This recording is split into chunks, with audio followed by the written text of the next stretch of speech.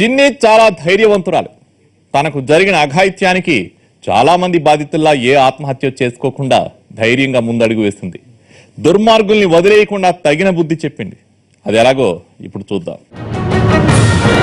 వెక్కి వెక్కి ఏడుస్తున్న చిన్నీని బెదిరించారు. చూడు, ఈ విషయం ఎవరికైనా చెప్పావో సంపెత్తా అంటూ మాధవ వార్నింగ్ ఇచ్చాడు. చెబితే నీ బతుకే నాశనమవుతుంది, నీ చదువు ఆగిపోతుంది, ఊళ్ళో తలెత్తుకు తిరగలేవు, నీ నాన్న ఉరేసుకు సత్తాడు, నీకిక పెళ్లి కాదు అంటూ భయపెట్టాడు అంజయ్య.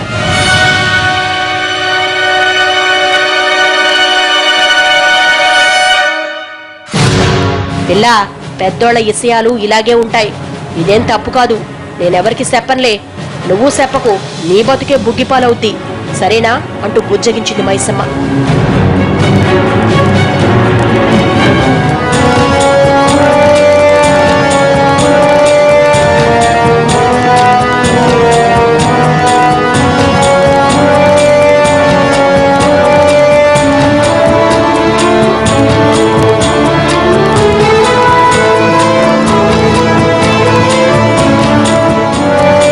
అంతా కారెక్కారు.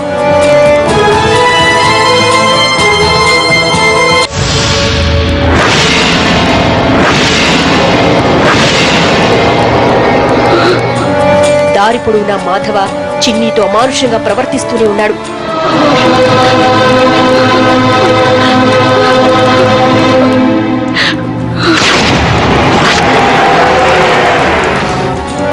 చిన్ని వెక్కి వెక్కి ఏడుస్తుంటే అతడు మాత్రం పైశాచిక ఆనందం అనుభవించాడు.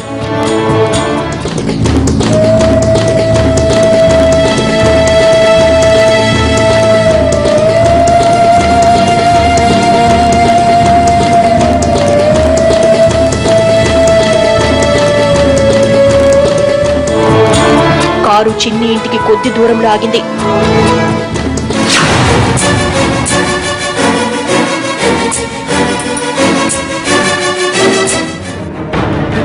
వెళ్ళు, దుకాణం దగ్గర లేట్ అయిందని చెప్పు, యాదుందిగా, ఎవరికైనా చెప్పావో నీ బతుకు బస్టాండే అంటూ అంజయ్య మళ్లీ భయపెట్టాడు.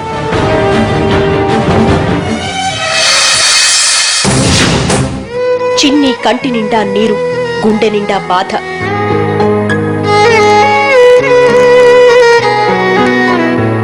బతుకును బుగ్గిపాలు చేసిన నీచుల్ని వదిలేయాలా అనుకుంది. వాళ్ళిలాగే రోడ్ల మీద తిరిగితే ఇంకెంతమంది జీవితాలు నాశనమవుతాయో అని బాధపడింది. తన స్కూల్లో నేర్పిన ధైర్యం ఆమెకు పనికొచ్చింది. చదువు నేర్పిన సంస్కారం ఆమెను ముందుకు నడిపింది. చిన్ని ఇంటికి వెళ్లలేదు.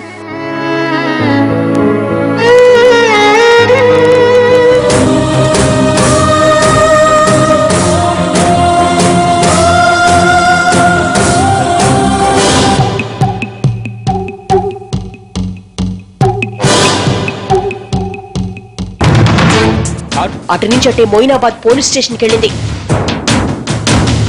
తనకు జరిగిన అన్యాయాన్ని పోలీసులకు చెప్పింది.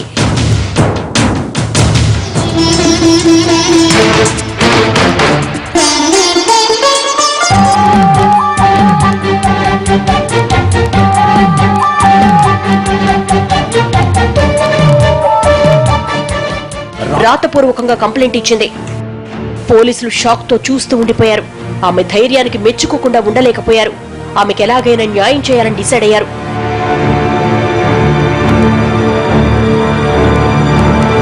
మామూలుగా అయితే పోలీసులు ప్రజాప్రతినిధుల్ని కాపాడతారు.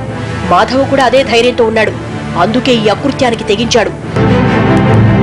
చిన్నీని ఆసుపత్రికి పంపించిన పోలీసులు పరీక్షలు చేయించి ఇంటి దగ్గర దిగబెట్టారు. ఈ విషయం మర్నాడు ఊళ్ళో కలకలం రేపింది.